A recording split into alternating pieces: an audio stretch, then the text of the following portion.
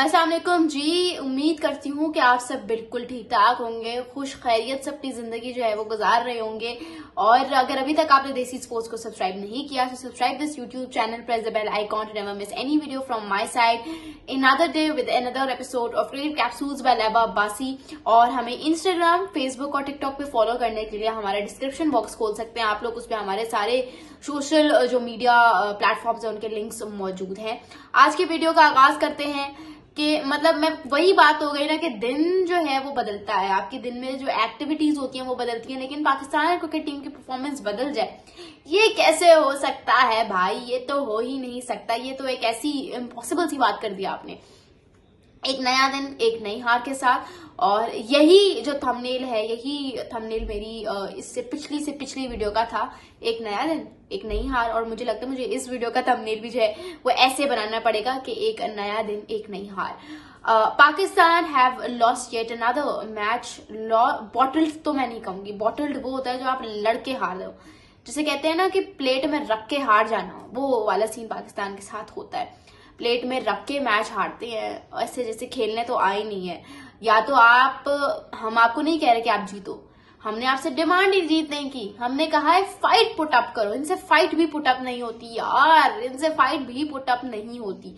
तो आज का मैच के जो रिजल्ट्स थे, आज के मैच का जो खेल था, वो देख के मुझे अपनी पुरानी बात याद आ गई। जब मैं अपनी पुरानी वीडियोस में ये बात करती हूँ कि हम जो है लोग बैटिंग करते हैं कि बाबर आजम में गलती है, मोहम्मद रिजवान में गलती है, मिडिल ऑर्डर नहीं परफॉर्म कर रहा, लोअर मिडिल ऑर्डर परफॉर्म नहीं कर रहा, लेकिन बॉलिंग के बारे में तो कोई बात ही नहीं करता। तो बॉलिंग जो है आज आप लोगों के सामने आ गई कि जो बॉलिंग है ना, इसने आपको सही रगड़ा लगवाया है।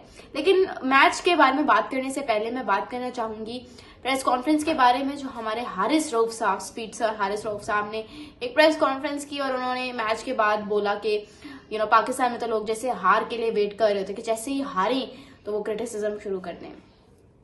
मैं कहना चाहूंगी एक बात यहाँ पे, बड़ी जरूरी सी बात है वो, आप मौका क्यों दे रहे हो? अगर आपको इतना ही मसला है क्रिटिसिज्म से, पहली बात तो ये कि आपको मसला होना नहीं चाहिए। एक होता है कंस्ट्रक्टिव क्रिटिसिज्म और एक होता है गालियों वाला क्रिटिसिज्म।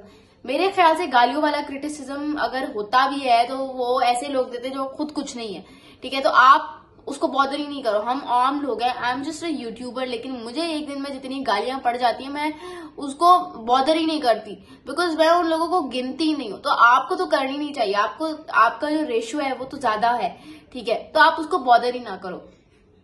अगर आप पे कंस्ट्रक्टिव क्रिटिसिज्म हो रहा है और आपसे वो भी नहीं सहा जा रहा तो फिर आप मौका ही ना दो।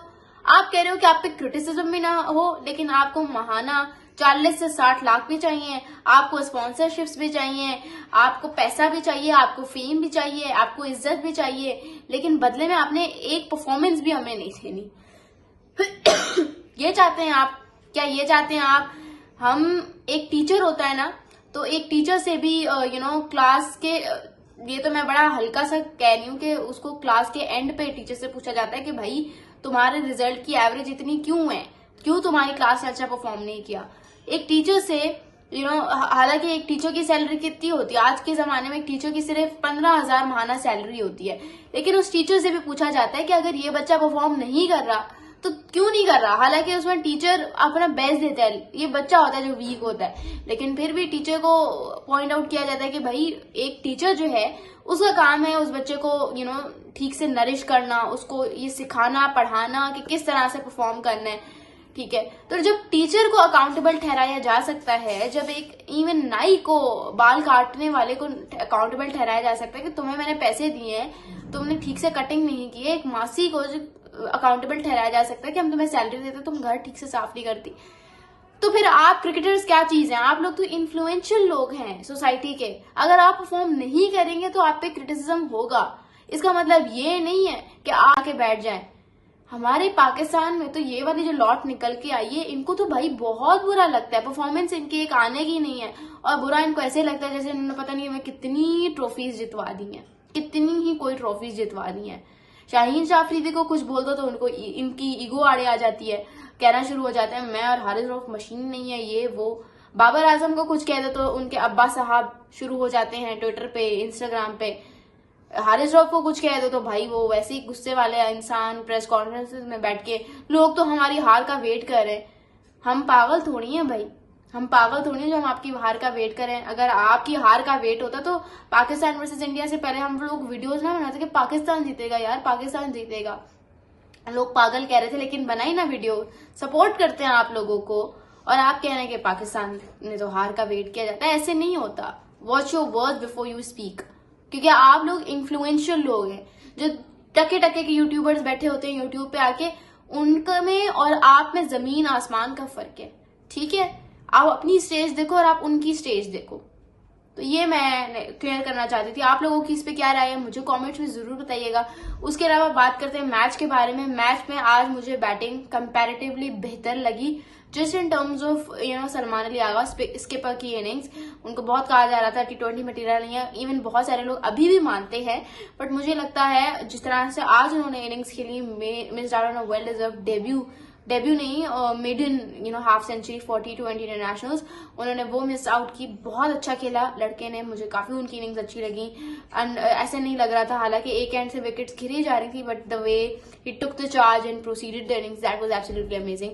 15 ओवर्स का गेम हुआ, जाहिर सी बात है बारिश को मद्देनजर रखते हुए, और सलमान अली आगा ने अच्छा कैमियो प्रोवाइड किया, नीतीश शाहीन ने आके अच्छा कैमियो डाला, फिर शादाब खान ने भी।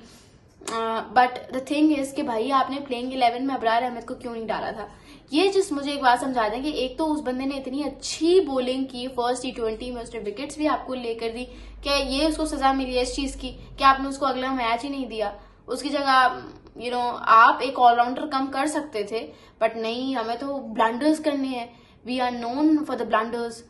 फिर जब न्यूजीलैंड के चेस करने की बारी आई, 137 रन का टारगेट, उन्होंने ये टारगेट बड़े आराम से चेस कर लिया। टिम साइफर्ट ने तो रख रख के मारा।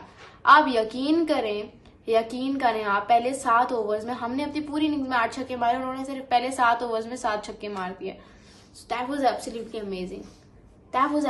अमेजिंग भाई। बहुत टिम साइफर्ट तो ऐसे लग रहा था जैसे उसको बकरे नजर आ रहे हैं हमारे बॉलर्स।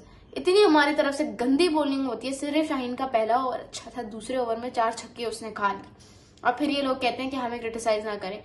जब आपने फुल स्ट्रेंथ साइड लेकर जाकर भी हारना ही है, हमें कोई मसला नहीं है हार से, लेकिन अगर आपने इतने बुरे तरीके से हारा है तो शाहीन को निकालो, ठीक है, टीम से निकालो उसको, और अब्बास अफरीदी को लेकर आओ। He is been the best for Pakistan for quite a long time now.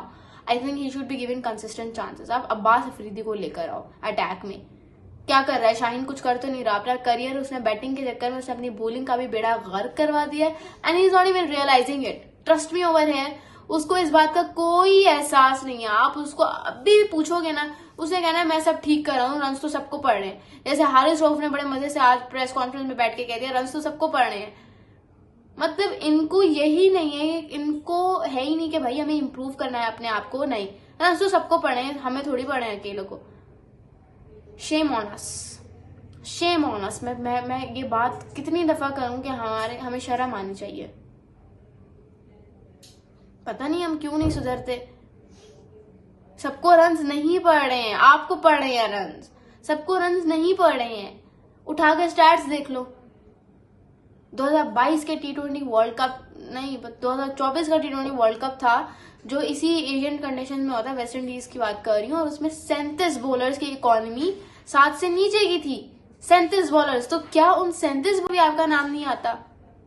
इतनी गंदी बॉलिंग करते हैं आप लोग। एक तो ये लोग जो ना मानने वाली हरकतें करते हैं ना कि भाई मानना नहीं है, ये this is what irritates me the most.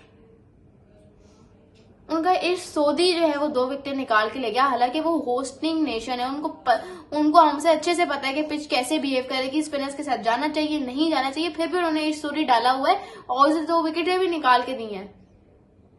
और एक हम है, सारा किया धरा जो है ना ये आकिब जावेद का है। सारा किया धरा ना उसने भाई वो बैटिंग ऑर्डर आप उठा के देखो, इरफान खान न्याजी को वो कैसे भेज रहा है।